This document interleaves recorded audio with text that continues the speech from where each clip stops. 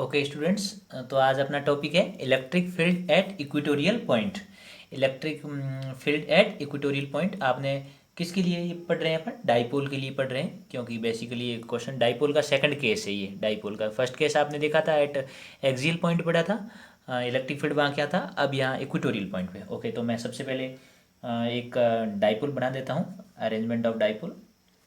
ठीक है, इस साइड में मैंने एक प्लस क्यू चार्ज ले लिया है और इस साइड में मैंने माइनस क्यू चार्ज ले लिया। इन दोनों को ज्वाइन कर देता हूँ। ये मैंने एक ज्वाइन कर दिया इनको। ओके, इनका एक सेंटर पॉइंट ले लेता हूँ ओ। यहाँ से ये डिस्टेंस ए है और यहाँ से भी ए है, तो टोटल डिस्टेंस के बीच में कितना हो गया? 2a। इसके बाद इक्वेटोरियल पॉइंट का मतलब ऊपर एक पॉइंट ले लेता हूँ इस जगह पे, जो कि यहाँ सेंटर से x डिस्टेंस दूर है। इस पॉइंट का नाम P है, P नाम रख दिया मैंने। अब यहाँ से ये वाला अब देखो, इस पॉजिटिव चार्ज इसकी वजह से हाँ भाई, वो भी लिख लो यहाँ पे। हाँ, इलेक्ट्रिक डाइपोल मोमेंट की डायरेक्शन किधर होगी? इलेक्ट्रिक डाइपोल मोमेंट होता है माइनस से प्लस की तरफ, तो ये इलेक्ट्रिक डाइपोल मोमेंट की डायरेक्शन होगी। वेक्टर क्वांटिटी है और इसकी डायरेक्शन है -2 हो गया। अब इस पॉजिटिव की वजह से इस पी पे इलेक्ट्रिक फील्ड किधर होता है? हमेशा पता होता है पॉजिटिव से रेडियली अवे होता है। तो इसको रेडियली अवे कैसे करोगे आप? ऐसे ऐसे डैश डैश ज्वाइन करते हुए, ऐसे करते हुए ये हो गया, रेडियली अवे हो गया। ये ई ऑफ प्लस लिख देता हूँ मैं वेक्टर के साथ में इसमें। ठीक है, हो गया। अब इस नेगेटिव की वजह से किधर होगा? ये इस पॉइंट पी पे ये रेडी हमेशा टूवर्ड्स होगा, तो पहले जोड़ेंगे तभी तो टूवर्ड्स पता बता पाएंगे ना। ठीक है, यहाँ इससे तो रेडियली अवे हो गया, इससे टूवर्ड्स होगा, तो इधर की तरफ हो गया ई ऑफ माइनस। इसके ऊपर भी वेक्टर लगा देना। ठीक है, दोनों के ऊपर वेक्टर लगा दी। ई ऑफ प्लस यानी कि इसकी वजह से हो रहा है radially away, E of minus इस माइनस चार्ज की वजह से टूवर्ड्स हो गया। ये डिस्टेंस पाइथागोरस थ्योरम से देखो, ये x है और ये a है, तो ये डिस्टेंस इधर वाला कितना हो जाएगा? x² प्लस a स्क्वायर हो जाएगा। ये भी क्या हो जाएगा? x² plus a square. ये इतनी बात आपको समझ में आ गई होगी। ठीक है, क्लियर, समझ में आ गई। ई प्लस किसकी वजह? इसकी वजह से, ये इसकी वजह से। यहाँ एक इसके पैरेलल में एक लाइन ड्रॉ कर दो इस जगह पे, क्योंकि इसके कंपोनेंट जाएंगे डेफिनेटली। ठीक है ना, तो एक्स में है ना वाई में। ओके, अब इस एंगल को थीटा ले लो, तो सिमेट्री से ये भी थीटा ही होगा। जब ये थीटा है तो जेड बनते हुए ये भी थीटा हो जाएगा, तो जब ये थीटा है तो वो भी थीटा हो जाएगा। ठीक है, ओके। अब आप बताओ, इस पॉइंट पी पे जो इलेक्ट्रिक फील्ड होगा वो किसकी वजह से होगा? सुपरपोजिशन से ई ऑफ प्लस और ई ऑफ माइनस, इन दोनों की वजह से होगा। तो नेट जो इलेक्ट्रिक फील्ड होगा, net electric field, net electric field, net electric field at point P is, तो क्या हो जाएगा वो? ई क्यू लिख देते हैं इसको, ई ऑफ प्लस की वजह से और या plus of E of minus. ये समझ में आया ना, ये हमेशा वेक्टर सब में प्लस होता है। ठीक है, साइन अपने आप वेक्टर साथ में लिखा है, तो इस प्लस वाले की वजह से वहां पर क्या हो रहा है, और माइनस वाली वजह, इन दोनों इलेक्ट्रिक फील्डों का समेशन हो जाएगा। यही सुपरपोजिशन प्रिंसिपल से आ गया। अब सबसे पहले ई ऑफ प्लस क्या हो जाएगा? तो ई ऑफ प्लस लिख देते हैं। ई ऑफ प्लस किसकी वजह से हो रहा है? इस चार्ज की वजह से। ओके, एक बात बताओ, इस ई ऑफ प्लस के दो कंपोनेंट हो जाएंगे। जो कंपोनेंट इस तरफ जाएगा वो कोस थीटा हो जाएगा और जो ऊपर की तरफ जाएगा वो साइन थीटा हो जाएगा। तो वेक्टर के साथ लिखेंगे, तो इस तरफ कौन सा आएगा? ई ऑफ प्लस कोस थीटा, और कोस थीटा किस डायरेक्शन जा रहा है? राइट डायरेक्शन है, तो आई कैप में जा रहा है। ओके, प्लस अब इसका ऊपर जाएगा एक कंपोनेंट, किसका? ई ऑफ प्लस का साइन थीटा हो जाएगा ना। थीटा के साथ तो कोस थीटा, और दूसरी तरफ गया तो ऊपर की तरफ गया तो साइन थीटा। और किस तरफ जा रहा है? साइन थीटा ऊपर जा रहा है, मतलब जे कैप में, तो एक इक्वेशन ये होगी। अब उसी तरह ई ऑफ माइनस वाले का बताओ क्या हो जाएगा? ई ऑफ माइनस वाला इधर देख रहे हैं, इसके दो कंपोनेंट हो गए, इधर जाएगा कोस थीटा और इधर नीचे आ जाएगा साइन थीटा। तो ई ऑफ माइनस कोस, ये समझ में आया ना, ये प्रोजेक्शन ले रहा हूँ मैं। ठीक है, थीटा के साथ कोस थीटा और इसके अपोजिट में साइन थीटा, और नीचे जा रहा है तो e of minus sine theta आ गया, और नीचे जा रहा है मतलब माइनस जे कैप में। देखो, इसका एक कंपोनेंट आई में गया और दूसरा जे में गया, आई में और जे में। आई में कौन सा गया? कोस, और जे में गया साइन। इसका भी एक कंपोनेंट को आई में जाएगा तो ये चला जाएगा कोस वाला, और एक कंपोनेंट नीचे साइन में जाएगा तो साइन थीटा में, लेकिन कौन से में जाएगा? माइनस जे में जाएगा। ठीक है, नीचे की तरफ माइनस जे हो गया। समझ में आ गया ना? ये अपन ऐसे लेते हैं ना, इस तरफ आई, ऊपर जे, इधर माइनस आई और नीचे माइनस जे, तो जो कंपोनेंट गया उसके साथ मैंने लगा दिया। अब इन दोनों को समेशन कर दो टोटल, यहाँ पर इसलिए लिखे ना, तो ई ऑफ इक्वल की बात हो रही, तो इनको दोनों को वहाँ लिख देते हैं। हाँ, सबसे पहले ई ओ प्लस देख देते हैं भाई। ई ओ प्लस क्या हो जाएगा? ई ओ प्लस, सिर्फ मैं क्या लिख रहा हूँ, स्केलर चीज़ लिख रहा हूँ यहाँ पे, तो क्या होगा ई ओ प्लस, देखो किसकी वजह से ई ओ प्लस किसकी वजह से हो रहा है, इस प्लस क्यू चार्ज की वजह से। तो फॉर्मूला क्या कहता है, इलेक्ट्रिक फील्ड निकालने के लिखते हैं, फिर जो चार्ज हो रहा है उसका मैग्नीट्यूड लिखते हैं, क्या बोला, जो चार्ज है उसका मैग्नीट्यूड लिखते हैं, और उस पॉइंट से उसका डिस्टेंस का स्क्वायर लिख देते हैं। तो डिस्टेंस का जैसे ही आप स्क्वायर करोगे, ये सिर्फ x square plus a square हो जाएगा, क्योंकि अंडर रूट था इसका स्क्वायर के। तो ये फॉर्मूला इलेक्ट्रिक फील्ड कभी भी निकालो, उसका फॉर्मूला होता है के, चार्ज का मैग्नीट्यूड जिसकी वजह से हो रहा है इलेक्ट्रिक फील्ड, और कितना दूर, यानी उस वो पॉइंट कितना दूर है उसका डिस्टेंस का स्क्वायर कर देना होता है यही। अब उसी तरह ई ओ माइनस वाले की क्या लिखोगे, अब आपका दिमाग लगेगा के, अब आप कहो सर माइनस क्यू लिखेंगे, जी नहीं, क्यू ही लिखेंगे। क्यों लिखोगे क्यू, क्यों मैं बार बार बोल रहा हूँ मैग्नीट्यूड ऑफ चार्ज, तो इसका मैग्नीट्यूड भी तो क्यू ही होगा। ओके, डिस्टेंस क्या है इसका, x square plus a square. तो एक बात आपको समझ में आएगी कि ई ऑफ प्लस का और ई ऑफ माइनस का मैग्नीट्यूड सेम है, बट डायरेक्शन सेम नहीं है, उसका डायरेक्शन तो उधर है, इसका डायरेक्शन इधर है, मैग्नीट्यूड सेम है। ओके, तो यहाँ ई ऑफ प्लस कॉमन लिया जा सकता है, तो ई ऑफ प्लस कॉमन लिया गया, और ब्रैकेट में क्या रह गया है, कोस थीटा आई कैप और साइन थीटा जे कैप। ओके, अब यहाँ से क्या कॉमन लिया जा सकता है, ई ऑफ माइनस, मैं यहाँ लिख रहा हूँ इसकी जगह ई ऑफ प्लस की जगह ये पूरा उठा के लिखा, पूरा उठा के लिखने से बेटर है कि मैंने ई ऑफ प्लस को कॉमन ले लिया।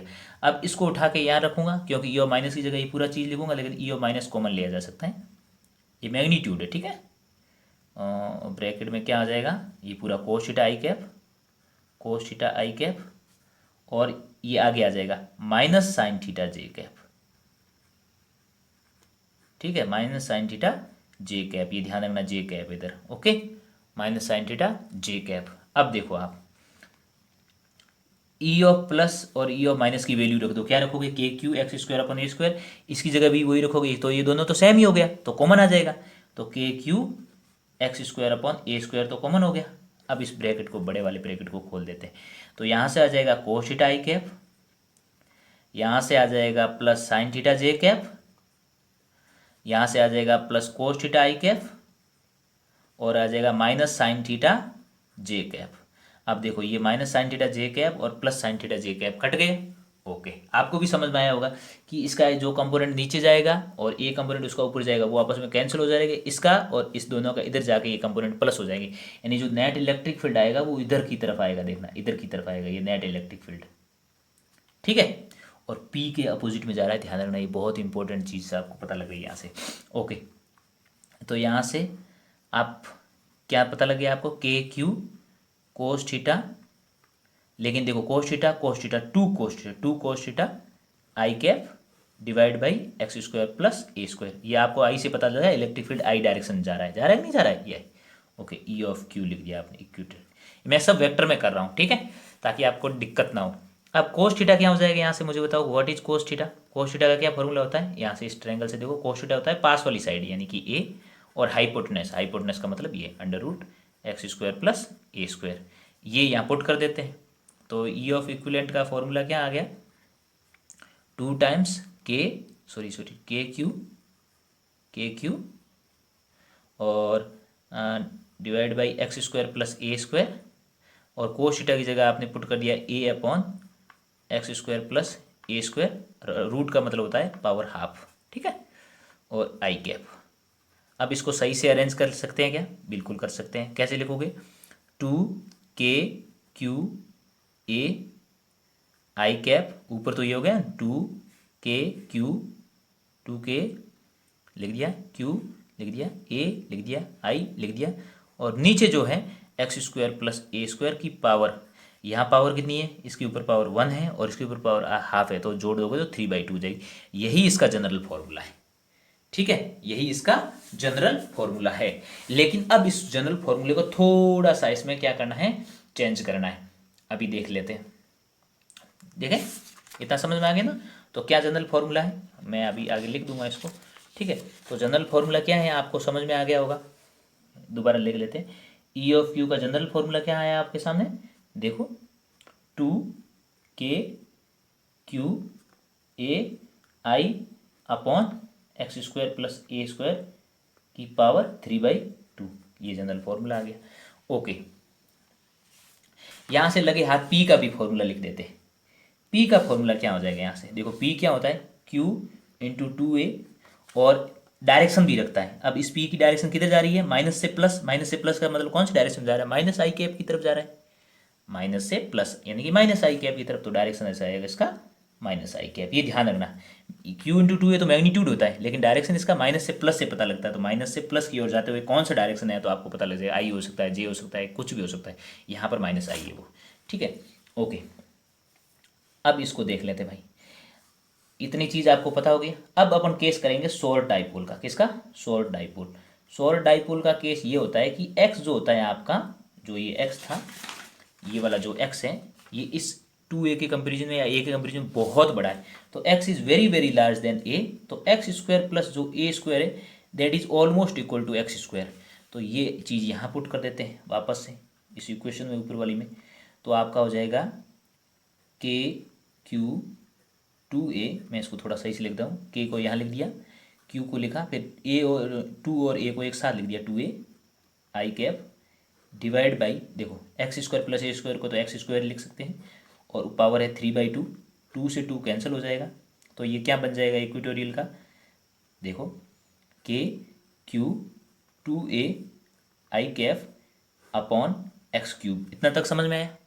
अब एक इस फॉर्मूले को देखो ध्यान से, यानी Q2AI की जगह आप क्या लिख सकते हो, P, नहीं Q2A माइनस आई की जगह P लिख सकते हो, लेकिन यहाँ तो क्या दिख रहा है, Q2AI, इसको देखो ध्यान से, इसको और इसको ध्यान से देखो, पता लग रहा है आपको, यानी कि इसकी जगह आप माइनस पी लिख सकते हो। कैसे भाई, देखो Q2A और माइनस आई है तब P लिख सकते हो, लेकिन अगर जब Q2A और आई होगा तब क्या लिखोगे, माइनस पी लिखोगे। नहीं समझे, फिर से दोबारा बता दे रहा हूँ, इसको माइनस को इस तरफ लेकर चले जाओ, तो माइनस पी की जगह आप क्या लिख सकते हो, Q2A इंटू आई लिख सकते हो, नहीं लिख सकते हो, ये माइनस को इस तरफ ले लिया तो Q2AI बने। अब ये दिख रहा है ना Q2AI, इसी जगह माइनस पी आ जाएगा, तो ई इक्वेटोरियल का आपका क्या आंसर आएगा, के minus P divide by x cube, यानी कि अगर इसको सही से सॉल्व करके मैं लिखूंगा तो आंसर आएगा के पी माइनस के P divide by x cube. ये आपका मेन फॉर्मूला आ गया। अब आपको एक बात समझ में आई, पी और ई क्यू में एंगल कितना है, angle between E and P कितना है, 180 डिग्री। वो तो आपको यहीं से पता चल रहा था, देख लो मैंने बताया था ना, नेट इलेक्ट्रिक फील्ड किधर जा रहा है, आई की तरफ, पी किधर जा रहा है, माइनस आई की तरफ, दोनों में एंगल कितना है, 180। तो इक्वेटोरियल में एंगल 180 होता है और वहाँ 0 था, ठीक है, कौन से में, एक्सियल वाले में। तो ये एंगल पता लग गया आपको, ये बहुत इंपॉर्टेंट है, ठीक है ना, 180 डिग्री का एंगल इसके बीच में आया है। अब एक बात बताओ, अब मैं दोनों को कंपेयर कर रहा हूँ, अगर आपको समझ में आया है तो आपको मुझे पता लग जाएगा, या फिर एक क्वेश्चन पूछ लेता हूँ आपको। यहाँ पर ऐसा दिया हुआ है, ऐसे एक दिया हुआ है माइनस क्यू और एक प्लस क्यू, और मैंने इस पॉइंट पे, ओ से इस पॉइंट पे इलेक्ट्रिक फील्ड पूछा है, किधर होगा इलेक्ट्रिक फील्ड, दिमाग लगाओ। देखो पी किधर होगा, पहले पी, सबसे पहले पी पता करना होता है, माइनस से प्लस की तरफ, यानी पी जा रहा है इस तरफ, किस तरफ, इस तरफ, तो यानी कि इक्वेटोरियल पॉइंट है, इक्वेटोरियल पॉइंट, इलेक्ट्रिक फील्ड इस पी के जस्ट अपोजिट होगा, यानी कि इस तरफ होगा। ये हो गया, खत्म बात, इतना ही कंसेप्ट है। एक बस ये चीज़ समझ आओ कि पी के अपोजिट में होगा, ठीक है, पी के अपोजिट में होगा ये, और मैग्नीट्यूड क्या होगा इसका, के पी बाई एक्स क्यूब, और डायरेक्शन माइनस बता रहा है कि पी के अपोजिट में, बस खत्म, इतना ही चीज़ था, ठीक है। जय माँ स्मृति, ठीक है, ओके भाई, इसके पीछे ही कर लेते, पेज क्यों ख़राब करते हैं भाई, एक तो वैसे ही कोरोना हो रखा, मतलब कोरोना के दहर में पेज कोई कमी है, और पेज बचा के चल रहा हूँ मैं, ओके। अब एक बात बताओ, अब बताते हैं शॉर्ट डाइपोल के दोनों केस करते हैं, शॉर्ट डाइपोल के दोनों केस करते हैं, एक्सियल, अभी तुम्हें पता लग जाएगा, एक्सियल वाला पॉइंट और एक इक्वेटोरियल वाला,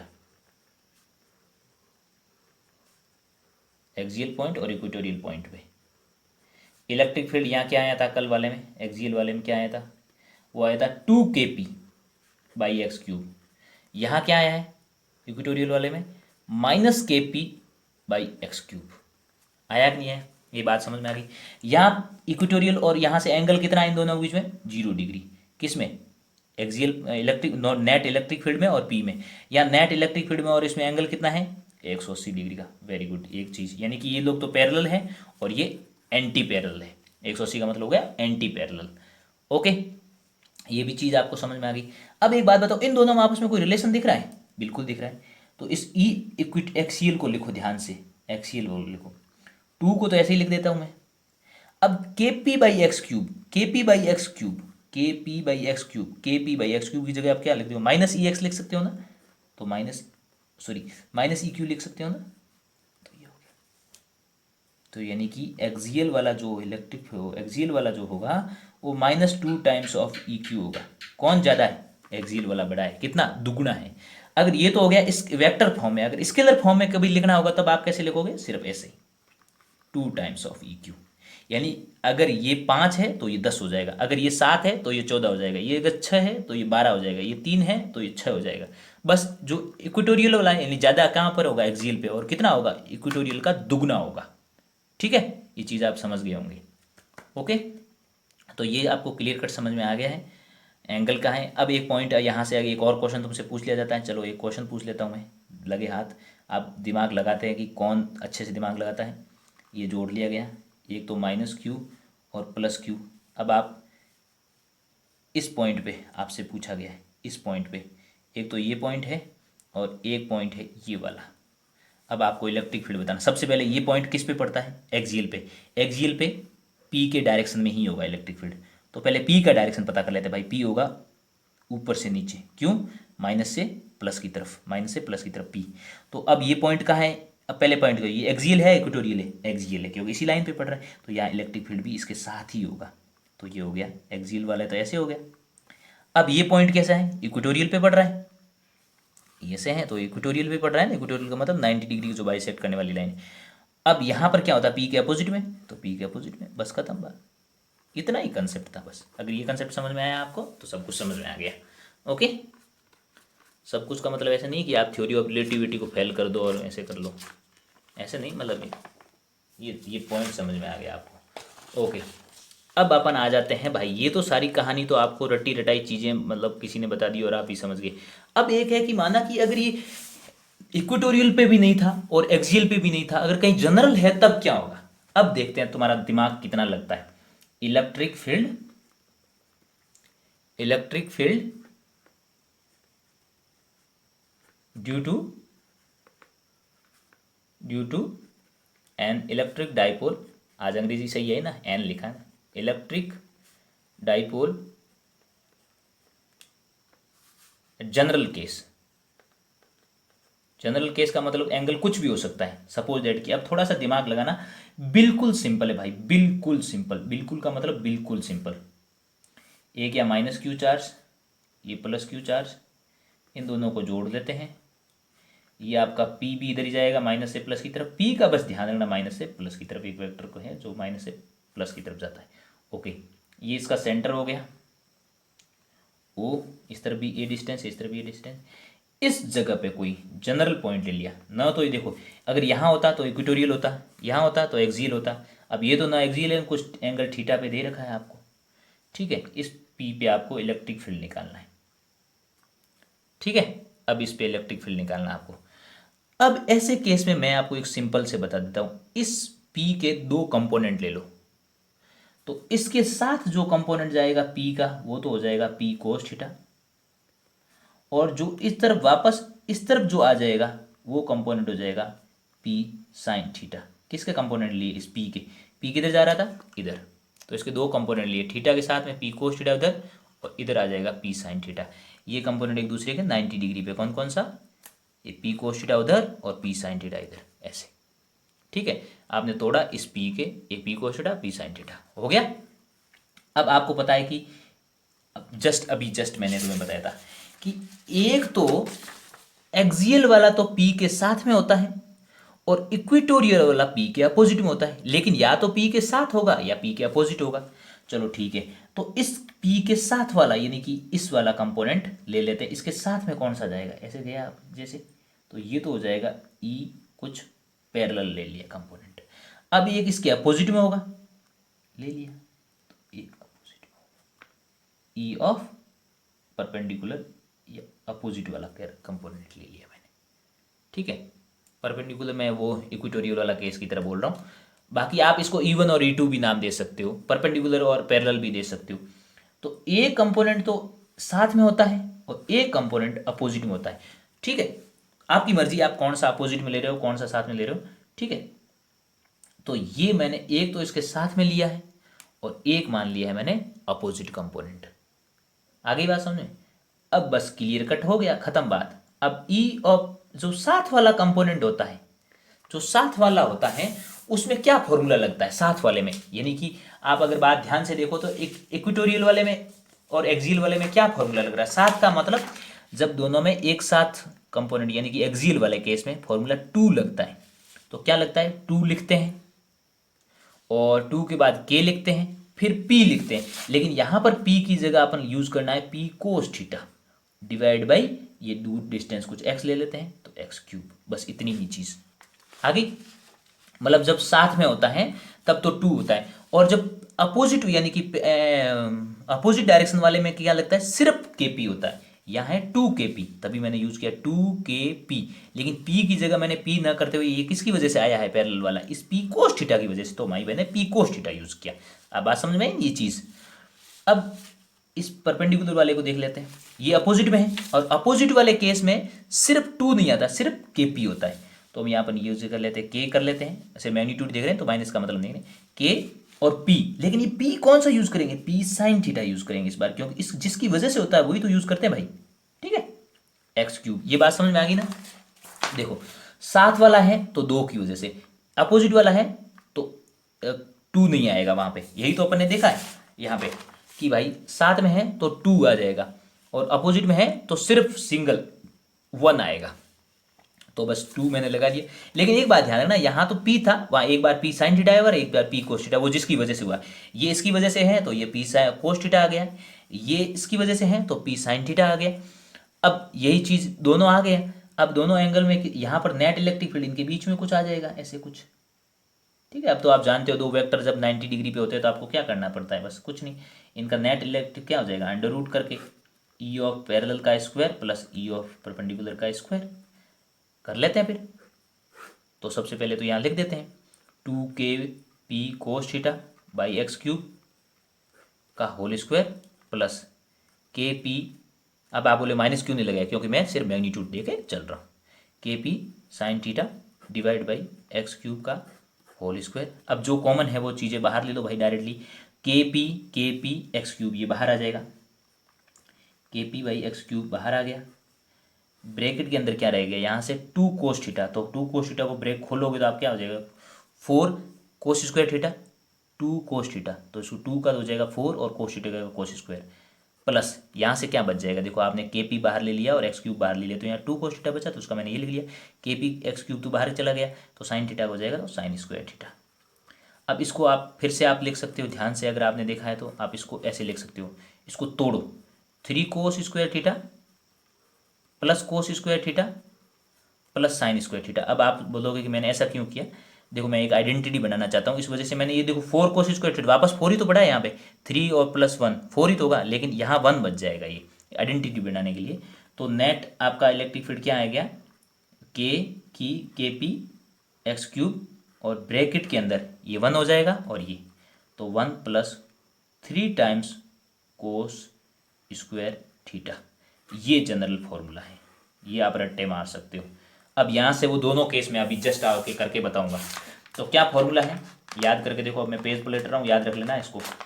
क्या फॉर्मूला आया था, जनरल फॉर्मूला आपका क्या आया है, यस बताओ जनरल फॉर्मूला क्या आया, जनरल फॉर्मूला इलेक्ट्रिक फील्ड का kp बाई एक्स क्यूब और ब्रैकेट के अंदर 1 प्लस 3 कोस स्क्वायर थीटा। अब यहाँ से अपन दोनों केस कर सकते हैं, इक्वेटोरियल का भी कर, एक्सियल वाला भी कर सकते हैं और इक्वेटोरियल, वो तो इसके स्पेशल केस है, यानी कि ये अगर आपको आता है तो वो दोनों आ जाएंगे अपने आप इक्वेटोरियल का। देखो एक्सियल में थीटा या तो 0 डिग्री होता है या फिर 180 डिग्री होता है। ठीक है, आई बात सुने, मतलब ये थीटा कौन सा बोला गया है, ये थीटा बोला गया है उस पॉइंट का और पी के साथ का एंगल।